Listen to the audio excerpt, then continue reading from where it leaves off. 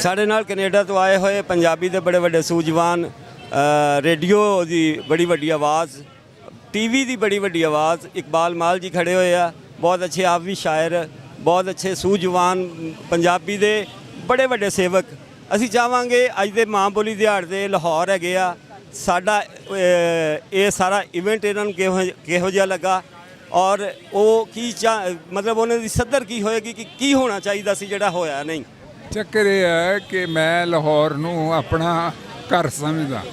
ਇੱਥੇ ਮੇਰੇ ਯਾਰ ਨੇ, ਮੇਰੀ ਭੈਣ ਨੇ, ਭਾਈ ਨੇ, ਬੀਬੀ ਦੀਪ, ਚੌਕਸ ਸਾਹਿਬ, ਬਾਬਾ ਨਜ਼ਮੀ, ਇਹ ਸਾਰੇ ਲੋਕ ਮੇਰੇ ਬੜੇ ਵਰਿਆਂ ਤੋਂ ਮੈਂ ਇੱਥੇ ਆ ਰਿਹਾ 1982 ਤੋਂ।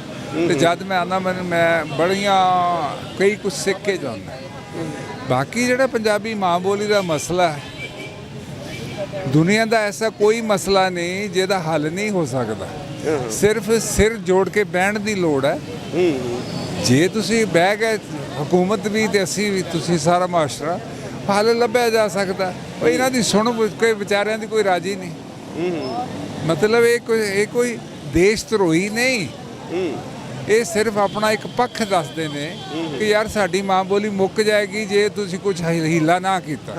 ਆਪਣੀ ਮਾਂ ਬੋਲੀ ਨੂੰ ਬਚਾਉਣਾ ਕੋਈ ਗੁਨਾਹ ਤਾਂ ਨਹੀਂ ਹੈ। ਹਾਂ ਬਿਲਕੁਲ ਨਹੀਂ, ਬਿਲਕੁਲ ਨਹੀਂ। ਮੈਂ ਇਹਨਾਂ ਦੇ ਜਜ਼ਬੇ ਦੀ ਕਦਰ ਕਰਦਾ। ਮੈਨੂੰ ਬੜੀ ਖੁਸ਼ੀ ਹੈ ਕਿ ਕੁਝ ਮੂਵਮੈਂਟ ਹੋ ਰਹੀਆਂ ਨੇ।